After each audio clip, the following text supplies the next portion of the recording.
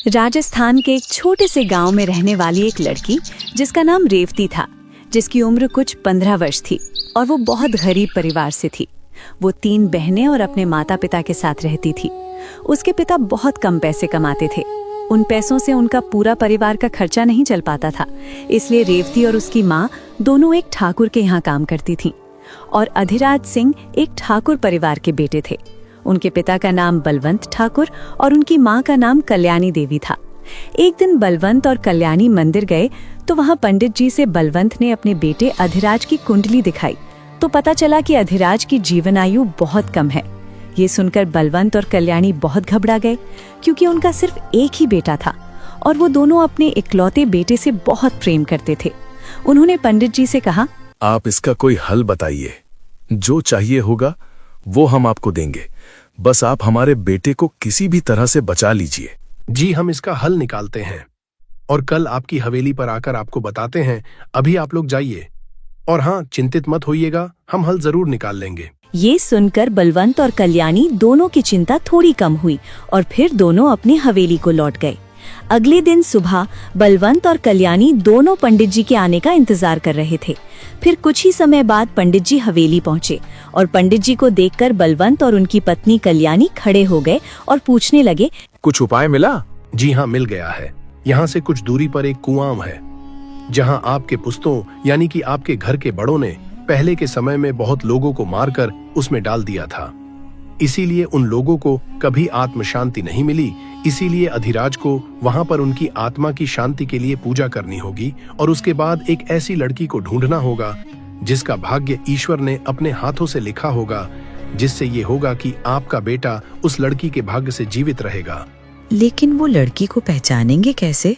पूजा के बाद हवेली जाने में जो लड़की सबसे पहले मिलेगी, समझिएगा कि वही लड़की है जो अधिराज ठाकुर की जिंदगी बचा सकती है, क्योंकि जिन लोगों को कुआं में डाला गया था उसी का श्राप चढ़ा है अधिराज पे।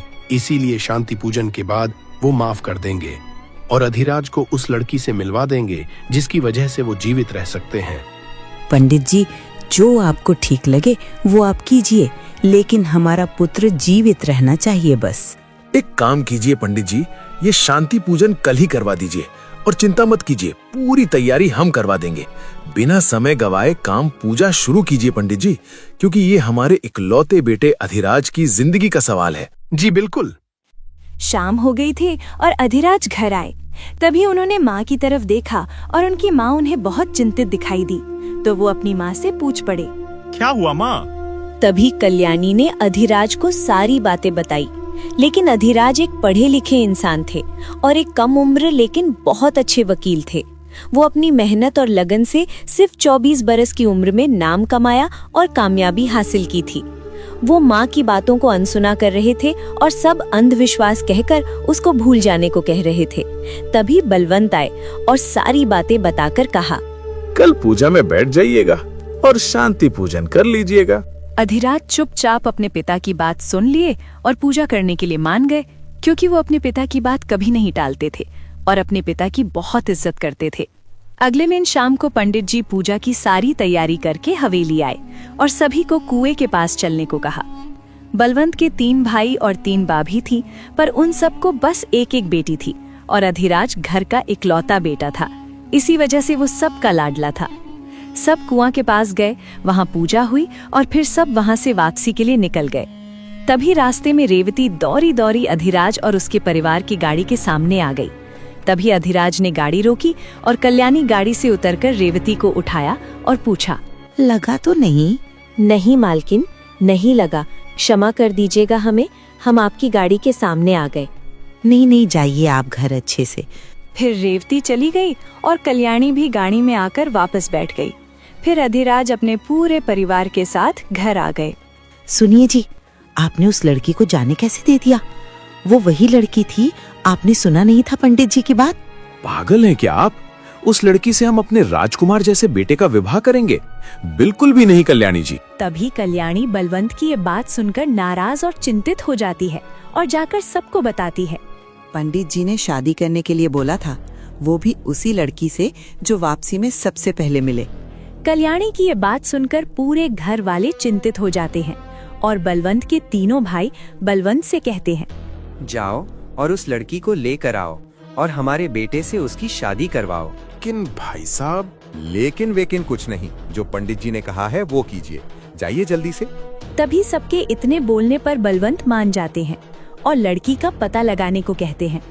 और फिर बलवंत लड़की के पूरे परिवार से मिलते हैं और देखते हैं कि वो लोग की आर्थिक स्थिति बहुत खराब है और ये लोग बहुत मुश्किल से खा पाते हैं।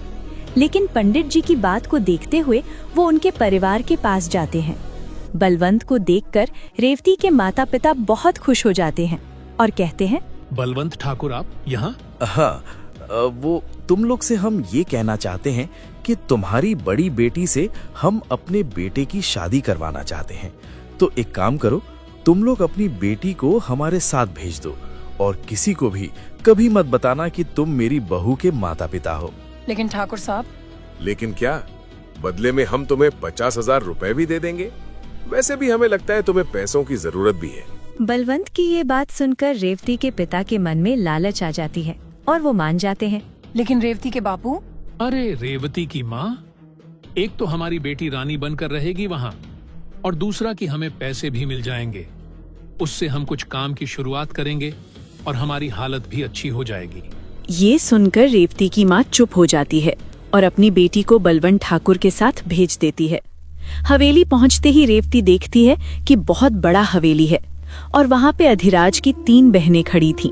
तीनों का नाम विद्या, सुनैना और रीवा, जिसमें से विद्या और सुनैना बहुत शाही तरीके से रहना पसंद करती थीं और रीवा बहुत सादी तरीके से रहती थीं और रीवा का स्वभाव भी बहुत नरम था।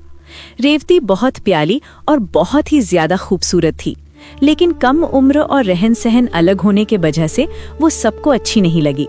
लेकिन रीवा फिर भी बहुत प्रेम और स्नेह के साथ उसको अंदर लेकर आई और अपने कमरे में ले गईं और कहा, आप यहाँ रह सकती हैं। शाम को अधिराज घर आते हैं और बलवंत और पूरा परिवार शादी के बारे में अधिराज को बताते हैं। अधिराज शादी के लिए तैयार नहीं होते हैं, लेकिन सारे परिवार के कहने पर उन्हें मानना पड़ता है। उसके अगले दिन ही बलवंत और कल्याणी पंडित जी को बुलाकर शादी करवाने को कहते हैं। शाम को ही पंडित जी मंदिर में सारी तैयारी कर देते हैं और पूरे परिवार के साथ बलवंत को वहां बुलाते हैं। फिर बलवंत भी अपने पूरे परिवार के साथ मंदिर पहुंच जाते हैं। आज रेवती बहुत ही खूबसूरत लग रही थी, क्योंकि रेवती को आज रीवा ने शाही कपड़े पहनने को दिए थे। रेवती को देखकर कल्याणी उसको देखते रह गई और साथ में पूरा परिवार रेवती की खूबसूरती की तारीफ भी किए। लेकिन अधिराज एक बार भी रेवती का चेहरा नहीं देखे। फिर उन दोनों की शादी हो जाती है, लेकिन रेवती शादी के बाद भी रीवा के साथ उसके कमरे में रहती थी। रीवा और रेवती की उम्र एक ही थी, दोनों अच्छी सहेलियां बन गई थी। रेवती को अधिराज अपनी पत्नी के रूप में स्वीकार नहीं किए।